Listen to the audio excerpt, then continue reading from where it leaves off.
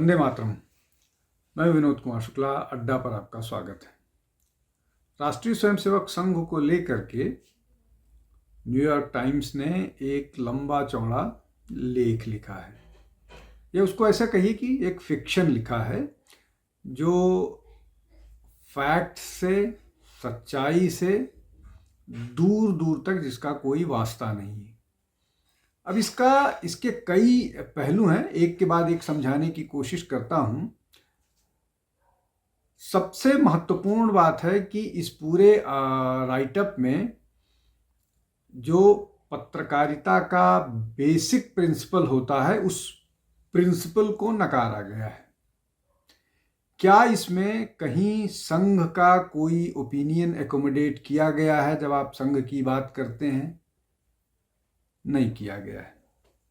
तो ये basic principle को नकारा गया है। और वैसा संघ ऑर्गेनाइजेशन जो अपने आप को जिसका फैलाव, जिसका विस्तार बहुत बड़ा होने की बात करता है, वो उसके साथ ये बेसिक फैलसी है। कुछ चूंकि राइटअप है, बड़ा है, बहुत कुछ लिखा हुआ है, लेकिन कुछ स्पेसिफिक पॉइंट्स जो आलोचना का मुख्य आधार है, उस पर बात करते हैं। उसके बाद समझते हैं इसको। जो सबसे बड़ा जो तर्क इसके संघ के बारे में दिया गया है कि ये शैडोई और सीक्रेट ऑर्गेनाइजेशन है, जिसके बारे में कोई जानकारी नहीं मिलती है। बेसिक समझ वो है, कोई भी व्यक्ति आरएसएस की शाखा में रोज सवेरे 6 बजे पहुंच करके या शाम की शाखा को ज्वाइन करके संघ के बारे में, संघ की गतिविधियों के बारे में जानकारी हासिल कर सकता है। तो इसमें कहाँ पर सीक्रेसी है, ये बतानी चाहिए। संघ का कार्यकर्ता कब ये छिपाता है कि वो संघ का कार्यकर्ता नहीं है, चाहे वो छोटा सा स्वयंसेवक हो, चाहे वो व्यक्ति प्रधानमंत्री पद तक पहुंचा हुआ व्यक्ति नरेंद्र मोदी हो या अटल बिहारी वाजपेयी हो, ये सारे के सारे लोग पूरे गर्व के साथ अपने आप को संघ का स्वयंसेवक बताते हैं और संघ की आइडियोलॉजी पर काम करते हुए और संघ की शिक्षाओं पर काम करते हुए नजर आते हैं। इसके अलावा जो मोदी को लेकर के भी मसला आता है, क्योंकि मोदी को संघ से एसोसिएट किया जाता है। तो ये बताया जाता है कि जो बताया गया है इस राइटअप में कि संघ जो है वो प्रोफेशनल, जो इसका मतलब संघ से एक प्रोफेशनल काम होता है। मतलब ये एक संघ को ज्वाइन करना जो है वो एक प्रोफेशनल रिस्पॉन्सिबिलिटी है, मतलब प्रोफेशनल मामला है। प्रधानमंत्री के बारे में ये बोला जाता है कि संघ ने उनकी पर्सनल और प्रोफेशनल लाइफ, संघ का जो प्रचारक होता है वो संघ किसी प्रोफेशन के कारण नहीं ज्वाइन करता है। वो संघ सेवा भाव, समर्पण भाव और सांस्कृतिक जो भारतीय संस्कृति के लिए जो समर्पित होता है, वो संघ ज्वाइन करता है। और इस बात को हमेशा से सारे संघ के प्रचारक अंडरलाइन करते रहे हैं।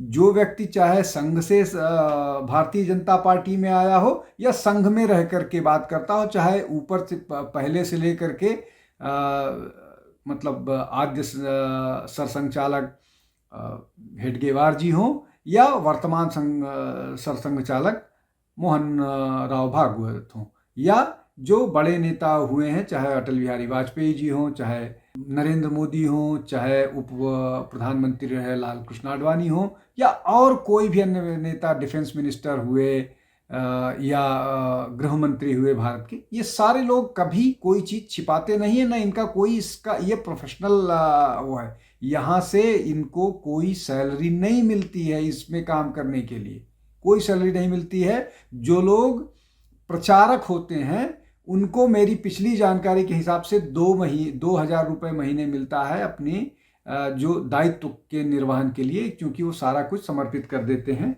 संघ के लिए। और जो ये संघ की कार्य पद्धति है, इस कार्य पद्धति को उन लोगों के लिए समझना निश्चित तौर पर असंभव है जो लोग या तो पश्चिमी सभ्यता से ओतप्रोत हों या पश्चिमी एजुकेशन या पश्चिमी व्यवस्था से ट्रेंड हो। उनके लिए ये संभव नहीं है संघ को समझना, इसलिए कि संघ पूरी तरह से भारतीय संस्कृति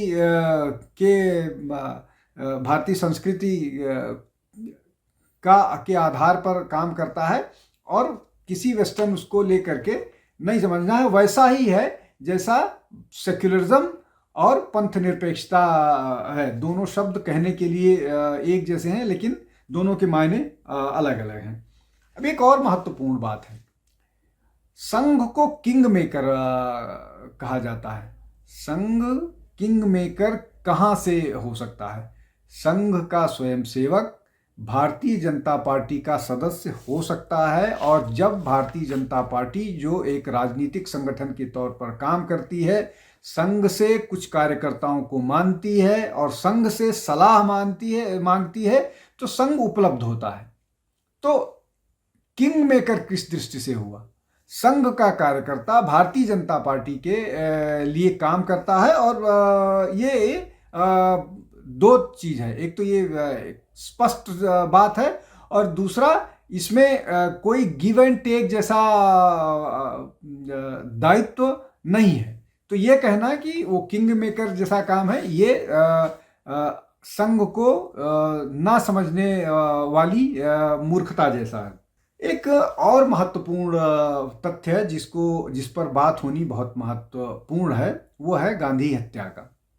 गांधी हत्या के बारे में एक प्रोपेगेंडा है कि इसमें संघ की भूमिका थी, और अभी भी जो न्यूयॉर्क टाइम्स का जो आर्टिकल आया है उसमें ये बात कही गई है कि उसमें उन पर गांधी की हत्या का आरोप है। गांधी जी की हत्या 1948 में 30 जनवरी 1948 में हुई थी। उसको लेकर के फैसला आ गया।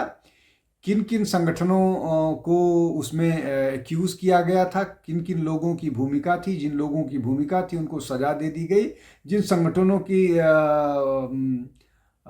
उसमें भूमिका थी उनके बारे में भी आ गया। कपूर कमीशन की रिपोर्ट है, उसमें भी भूमिका है। सरदार पटेल की चिट्ठी है नेहरू को लिखी हुई। सब में ये स्पष्ट कहा गया है कि संघ का इन्वॉल्वमेंट कहीं पर नहीं था। इसमें सरदार पटेल की चिट्ठी है नेहरू के नाम, जहां पर उन्होंने उनको बताया है कि संघ की भूमिका नहीं है। लेकिन ये झूठ एक योजना के तहत फैलाया जाता है, और न्यूयॉर्क टाइम्स जैसे रिप्यूटेड ऑर्गेनाइजेशन इस झूठ को बार बार लिखते हैं। ये उनकी मंशा पर संदेह पैदा करता है।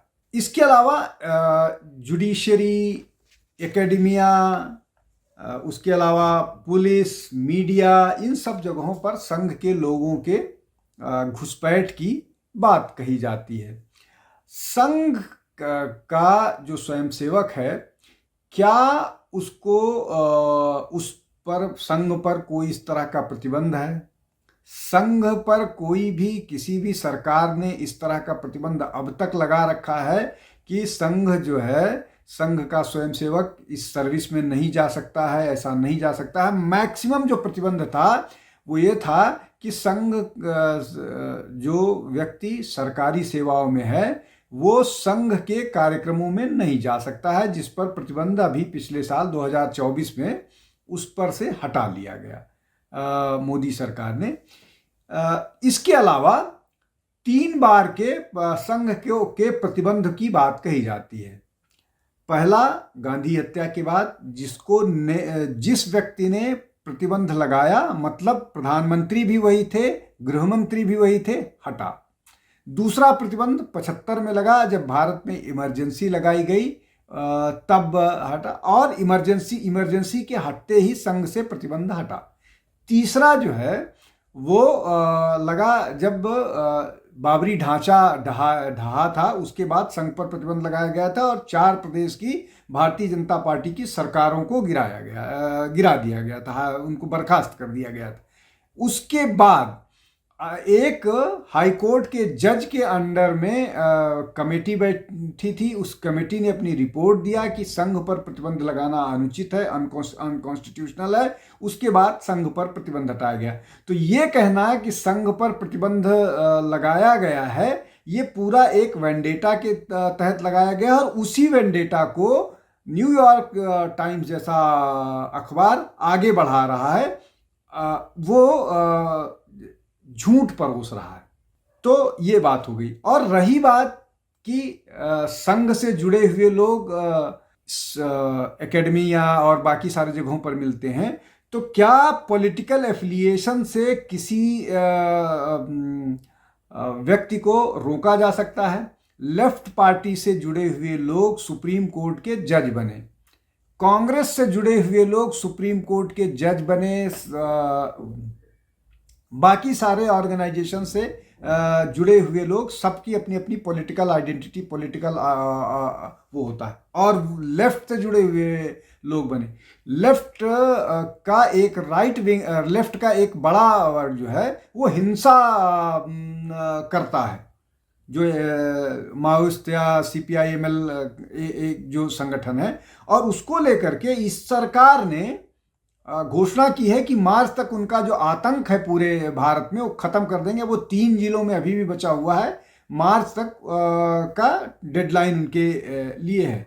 और करोड़ों के इनामी जो एक्सट्रीमिस्ट हैं उनको मारे जाते हैं। तो क्या ये उनको कवर फायर देने के लिए ये सारा किया जा रहा है जो न्यूयॉर्क टाइम्स ने लिखा है? किस पर भारत में प्रतिबंध है कि किस संगठन से जुड़े हुए लोगों को नहीं किया जा सकता? अब इसमें एक और जो है वो बात करते हैं, अथॉरिटेरियनिज्म की बात होती है कि ये जो राइट विंग है, ये फार राइट जो है, ये अथॉरिटेरियनिज्म की बात करता है और अपनी प्रेरणा जो है वो नाजी से लेता है।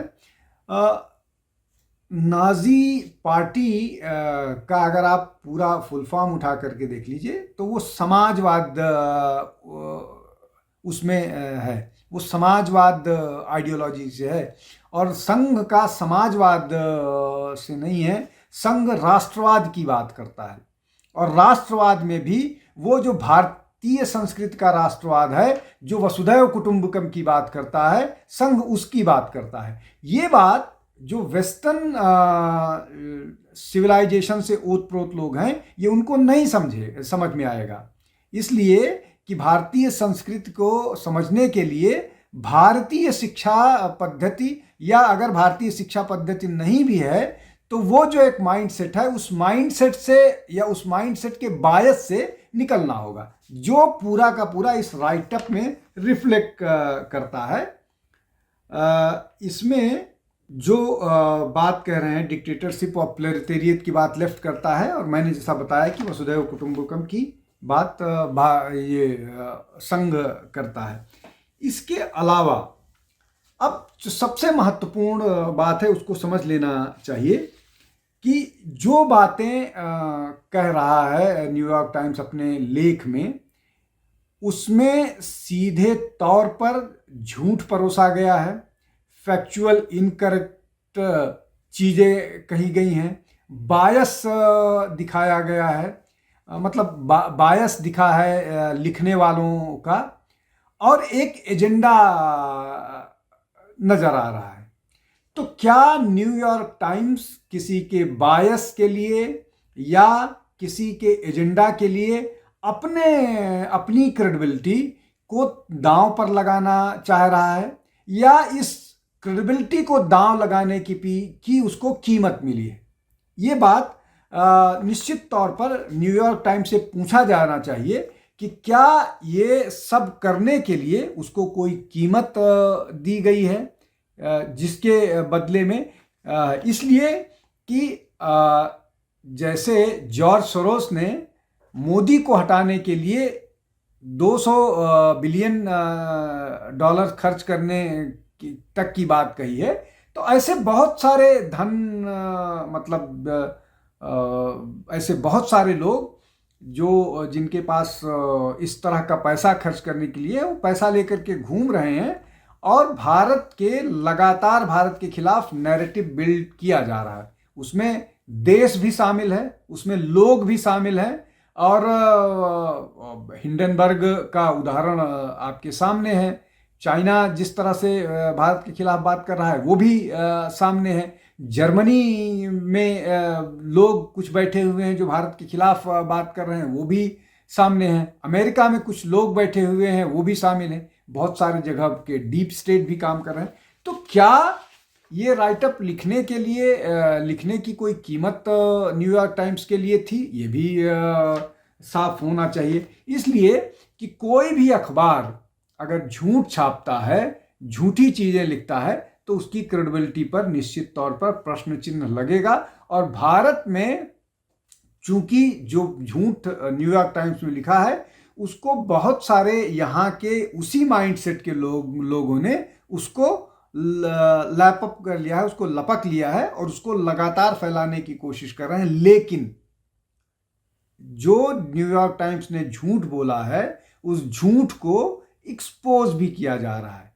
मैं वीडियो ज़्यादा लंबा नहीं करता, नहीं बना सकता, फिर भी मैंने बड़ा वीडियो कर दिया है। और जो पॉइंट्स मैंने कहे हैं उस पॉइंट्स के क्या जवाब हो सकते हैं, क्या जवाब न्यूयॉर्क टाइम्स के पास होगा, ये उसको सोचना चाहिए, देना चाहिए। और आगे इस तरह का झूठ लिखने से पहले एडिटोरियल में बैठ करके डिस्कस करना चाहिए कि कुछ इंडिविजुअल्स के लिए या क्या वो अपनी क्रेडिबिलिटी खराब करता है। और अगर पैसे के लिए ये एडवर्टोरियल लिखा हुआ है तो ठीक है, आप धंधा कीजिए, फिर आप पत्रकारिता नहीं कीजिए।